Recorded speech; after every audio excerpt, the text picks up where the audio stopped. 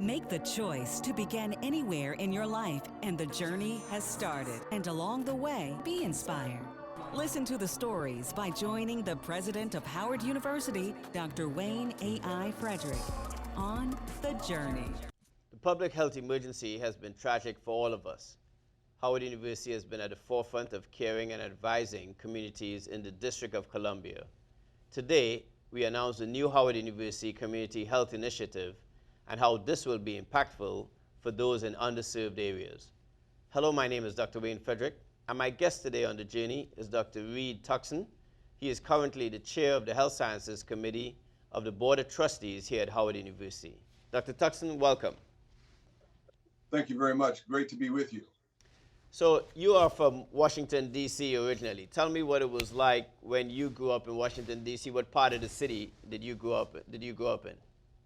I grew up in far northeast in a complex called Mayfair Mansions, which during those days, this city was so highly segregated that there were Black folks lived in very isolated parts of the city. And Mayfair Mansions was a wonderful place to sort of grow up because we were all together. There was no distinction between class, professionalism, how much money you made. We were all together as one village. And I was cared for and cared about by a large number of extended family members who made sure that every time I even thought of doing something wrong, I was going to get my hind part. Right, and I happen to benefit from one of those family members, your younger brother, who happens to be my namesake. He was the first person to take me to the operating room, so I certainly owe the Tucksons a debt of gratitude as I go forward. With respect to Washington, D.C. at that time, what was the school system like, and what in your early days in school, especially given what your parents did, really influenced you in terms of your own career path? I was very, very, very lucky. My mother was and is a nurse. And so I grew up around her because she was so inspirational to me because she was a visiting nurse. My mother every day put on a uniform, grabbed a black bag, and went into the poorest parts of DC to take care of those who were most in need. My father was a professor at the Howard University in the College of Dentistry. And that really was terrific because I grew up around the people at Howard. And so for my early schooling and my early role models, they were very much around the people devoting their lives to service to the health of others. And it was very much around the idea of academic excellence as portrayed by the physicians and dentists and other health professionals at Howard University. I was a very, very lucky child to be exposed to these influences at an early age. And as you attended undergrad here at Howard, at that period of time, there was a lot going on in Washington, D.C., and I would say in the political landscape in America. What about that time you remember the most in terms of how it probably shaped you in your young adulthood? I was very clearly shaped by my exposure to the political leaders of the time, and to be around people like Stokely Carmichael, and Dr. Ewart Brown, and others of that ilk who were very, very progressive in their politics. I certainly was a part of that. I also was very fortunate to be a musician, a drummer, and I played with a group called Nation.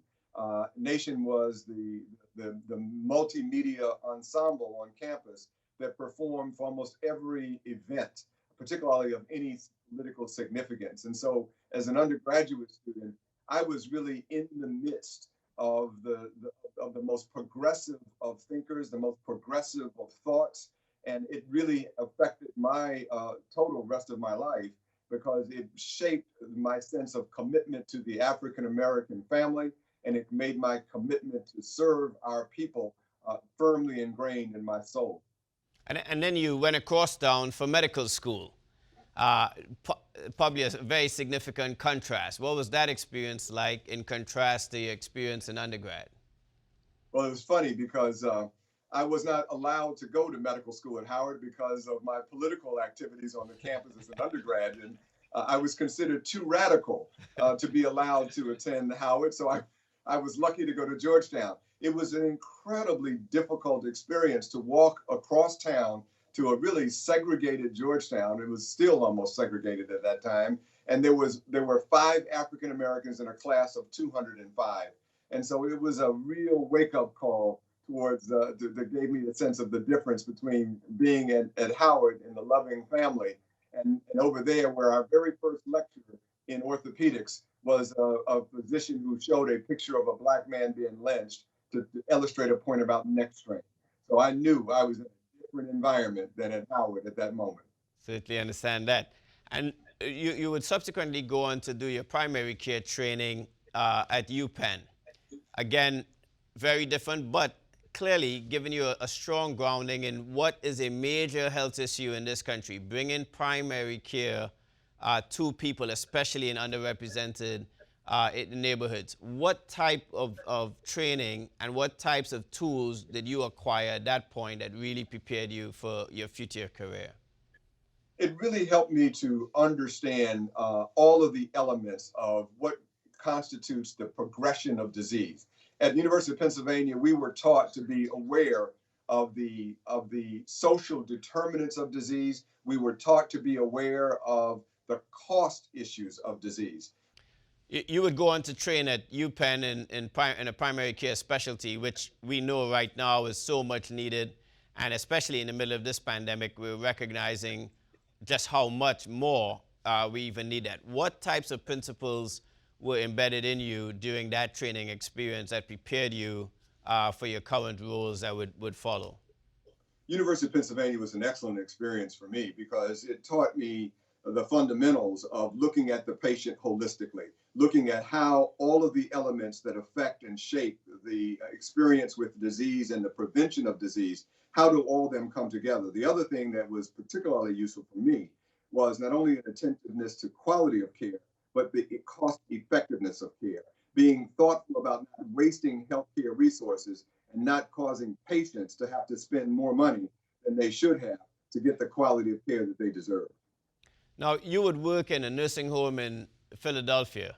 And when we look at those most vulnerable amongst us, especially as it relates to this COVID-19 pandemic, nursing homes have become a major source of contention around, one, providing care for the elderly in the best way that we can, but at the same time, they have been hotspots for infection. What did you see then that you think is pertinent now that could actually help us with how we have our nursing homes set up today? Too many of the patients that I was responsible for overseeing their care in the nursing homes are people that are too often forgotten. They're lonely and they are alone.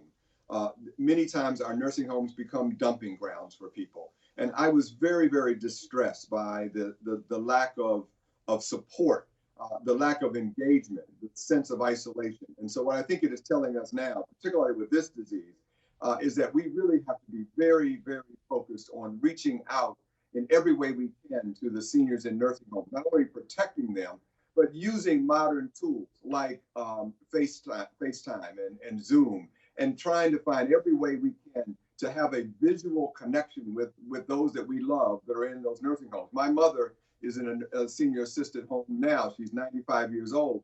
We just had a big celebration on Mother's Day through Zoom. She loved it. Everybody in the family loved it. And she connects with that technology. And so I would urge everyone, please do anything you can to help overcome the isolation that so many of our seniors are feeling.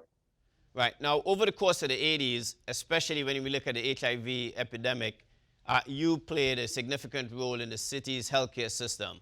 Why don't you describe the roles that you held in the public healthcare system in D.C. at that time, and what you saw then that, again, you think can be translated to the current crisis that we're living?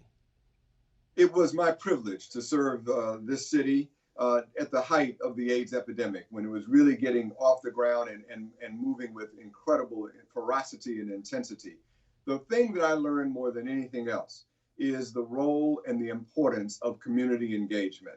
That I really appreciated that if you're going to fight an epidemic like HIV/AIDS, and if you're going to fight this current COVID fight, you have to be at one with the community itself. And that's the people that determine how life is truly lived in our communities. We have so many wonderful community-based advocates and leaders in this city. They have a voice. They are the ones that other people in the community listen to. So what I learned through the HIV fight and what I'm doing now to be supportive in this fight is to bring those advocates together, listen to what they have to say, talk about what the messages are that we're giving to the community. Let them reframe those messages in their own way. Let our youth talk to other youth. Let our clergy talk to other clergy. Let people that are suffering from the disease of addiction talk to other people suffering from the disease of addiction. It is when we are one with the community itself. And remember this, our communities, no matter how challenged, should be viewed from the context of their wholeness, not their deficits. We are not people with problems. We may have problems, but we're not problem people. We have resources and assets, and we need to tap into that. And so I'm very encouraged, Dr. Frederick, that what we are seeing now with this COVID fight, through something that we've organized called the Black Coalition Against COVID, we're putting those principles that we learned in HIV to play in this one. And we have so many now people from all across our community, whether they're the faith leaders, labor leaders, religious leaders, whether they're the youth, musicians, go-go artists, all of these constituencies are coming forward now to be a part of the fight against this disease and representing through their own integrity, their own lived experience, through the truthfulness of their own voices. They are the ones that will be transmitting the message forward. That's the only way we're going to succeed. So let's talk a little bit about why this is even necessary. Here at Howard University Hospital, about 43 to 50% of our patients are from Ward 7 and 8. And unfortunately, in the district, when you look at African Americans, 46% of the population, 47% of all of the cases, but unfortunately, almost 80% of the deaths. So clearly, there's an issue. But why use community influencers to get those messages? What gap are they filling that you think has been missing when you look at those statistics? The gap that has to be filled, first of all, is the trustworthiness of the message and the content of the message put in terms that regular people can understand and will have a predisposition to doing. Many people in our community, for very legitimate historical reasons, have a great distrust of governments, have a great distrust of the healthcare system. We know that because of the Tuskegee experience or the Henrietta Lacks experience. And those things keep coming up over and over again in modern day as we try to engage people with science-based information. And so we got to cut through that layer of government only being the ones putting the message forward, but the people themselves. Secondly, too often when we think about the pre-existing problems that we as African Americans have that make us predisposed to this illness, we can be stigmatized as if somehow blaming the victim becomes appropriate, that we should be blamed for our own challenges and issues.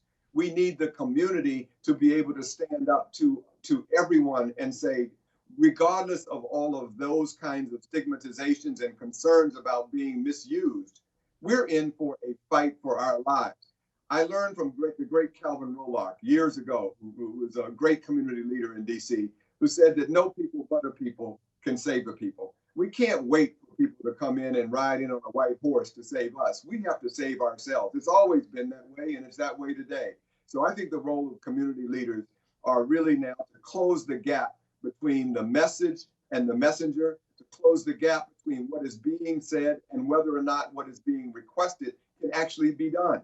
There are many rate-limiting steps, as you well know, Dr. Frederick, for people living in our communities to follow the guidance that have been given for COVID-19. So we have to address the social environment and those barriers and hurdles. The community itself is very helpful in getting rid of some of those barriers. So for all of those reasons, I would say that you cannot win this fight in our community without an active, engaged, empowered, and motivated community leadership.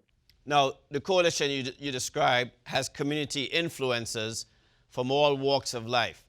I would like to get into that a bit. I noticed that you mentioned poets and musicians and people who are on the ground every day. What was the idea behind having faith leaders in the same room with people who may be singing go-go music? What is the difference, and what are you trying to put together in that mosaic of community influencers? So what we are standing up is a community army, an army that is across disciplines and across divides to try to create a culture that is focused on saving our own lives. And so what's fun is to see how the science, so imagine that we know that we all need to wear masks. And so we're going to have masks. And so we're going to need to wear masks. And the Surgeon General has done a good job of creating a little video about how do you make masks. But that's not going to cut it in our community. Let's be honest. What will cut it is if the pastor is making a mask and showing his congregation or her congregation how they do it. It's that personal involvement. We're going to have the poets are doing poetry slams that are coming up in the next couple of weeks. The poets who are using their talent to translate the health message into language that can be heard. We have the great Antoine Big G. Glover, who is such an icon in our town. We have gotten him to be, he's going to be on the sides of buses wearing a mask and asking everyone, I'm wearing mine, why aren't you wearing yours? It's having that kind of integrity of leadership from the community, speaking to the community. And when you put all that together, Dr. Frederick, across all these different kinds of people, having labor leaders speaking to labor, having faith leaders speaking to faith, having go-go kids speaking to youth, all of that coming together as one harmonious whole, we start to change the whole culture of the city. No, and clearly, not only is that innovative, but it's probably the type of medication we need right now for the illness that has plagued us for so long. And that's a gap in communication, a gap in resources, and as you mentioned, a widening divide with the social determinants of health. We have a full complement of health professional schools here at Howard, nursing and allied health, pharmacy, dentistry, medicine. You yourself have been president of one of the historic black colleges and universities in this nation at Drew, with also a well-known healthcare mission and healthcare production of healthcare workers. How do you see us changing our curriculum to deliver the messages like this that is right now is not traditionally taught in our medical education setup? So what we are finding, not only because of the COVID virus, but because, as you indicate, just a whole nother reorientation around what the way healthcare needs to work, is that we now understand that we have to focus as much on the things that cause illness to occur and the things that are within our society that worsen disease when it first presents itself. We have to be as focused on that as we are on the treatment of disease. And then once a patient returns home or back to community, we have to be attentive to the community environment that can worsen the disease once treated. So we have to look at it holistically across the board. And that means now a fundamental concern for human beings, not organs, not the heart, not the liver, but the whole human being and the context in which they live their lives. I am very proud of the way Howard University is stepping up on this COVID fight. We have social workers from our social work school who are engaged. The Department of African American Studies is engaged. Our psychologists are engaged. Our public health experts are engaged. Our physicians are. We are engaged across the board. Our business school is engaged. Every part of the university now is engaged in this comprehensive, multifactorial fight that says we have to address the fundamental causes of disease, the things that worsen disease, and then manage disease when it occurs. We are seeing it comprehensively, and that's what a modern university has to be able to do. Now, access to healthcare is one of the fundamental things that continues to be an issue.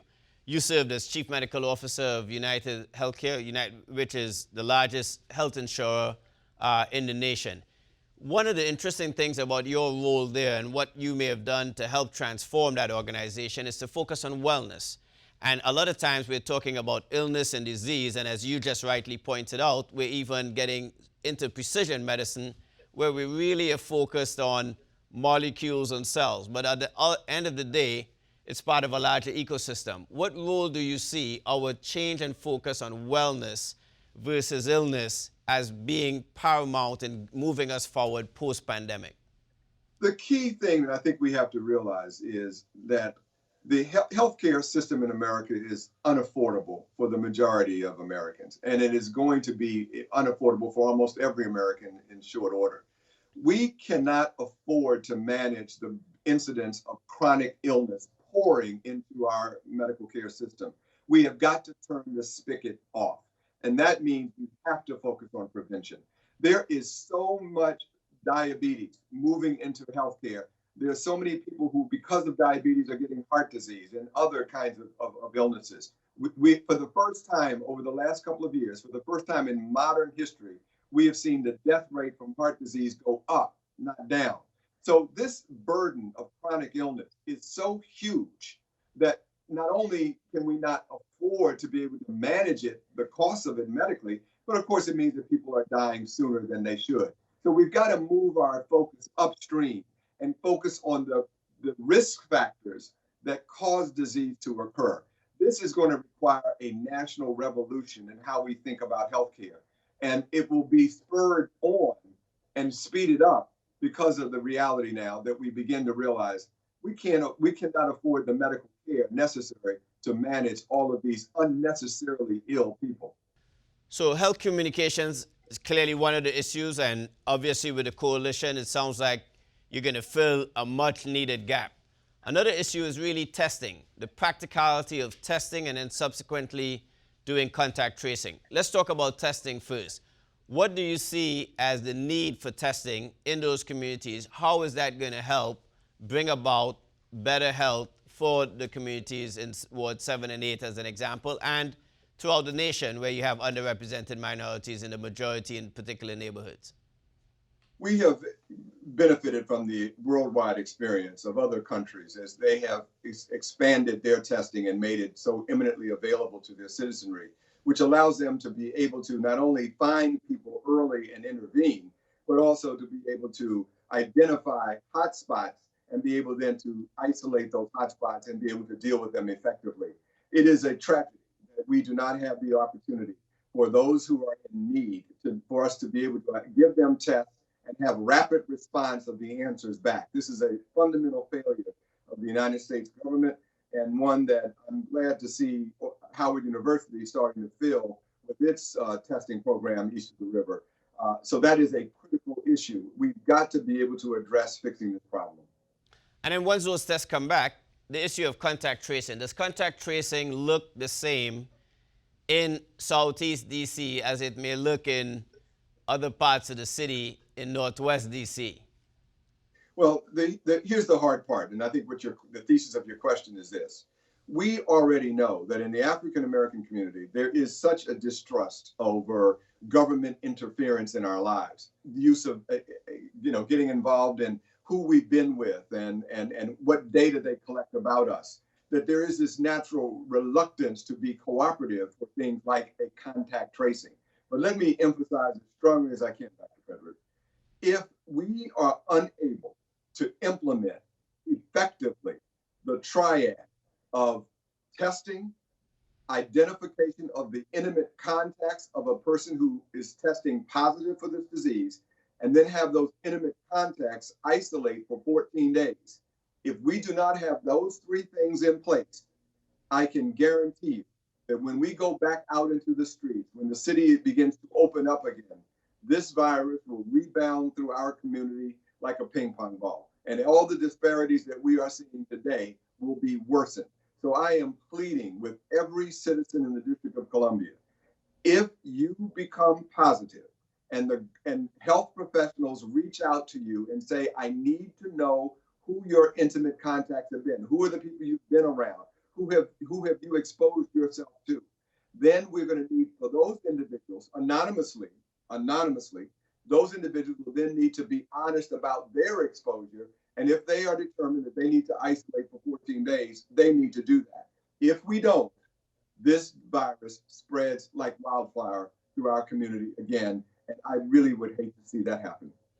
It looks like well beyond the COVID-19 pandemic, an institution like this Black Coalition could really take root in helping close the disparities in the city. What do you see down the line once we get past this pandemic for the role that the Black Coalition against COVID could play?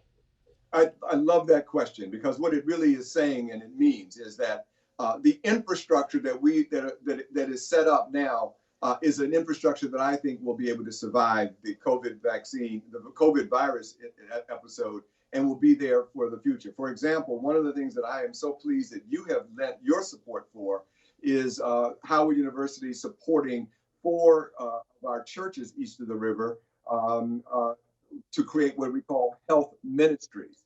And so what we're now finding is that the church itself is using its own members to become health deputies for the rest of the congregation, and then connecting in with social workers, in this case, social workers from Howard University's faculty and students, to be able to navigate problems that are identified through this process of engagement. I think these health ministries and this model is a model that will survive well beyond the COVID epidemic and become an infrastructure issue that will serve us well as we continue the fight for life and the fight for health in our community.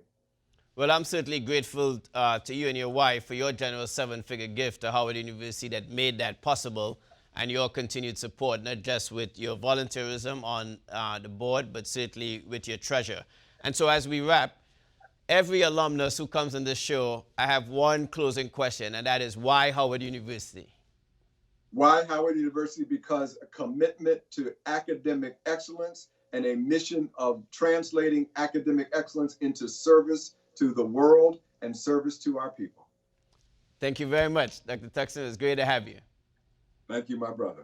Thanks for being here today. My guest today has been Dr. Reed Tuckson. He's the chair of the Health Sciences Committee of the Board of Trustees here at Howard University, and he's also the convener of the Howard University Community Health Initiative.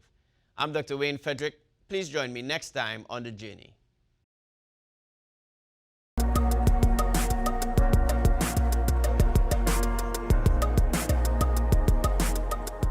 This program was produced by WHUT, Howard University Television, and made possible by contributions from viewers like you. Thank you.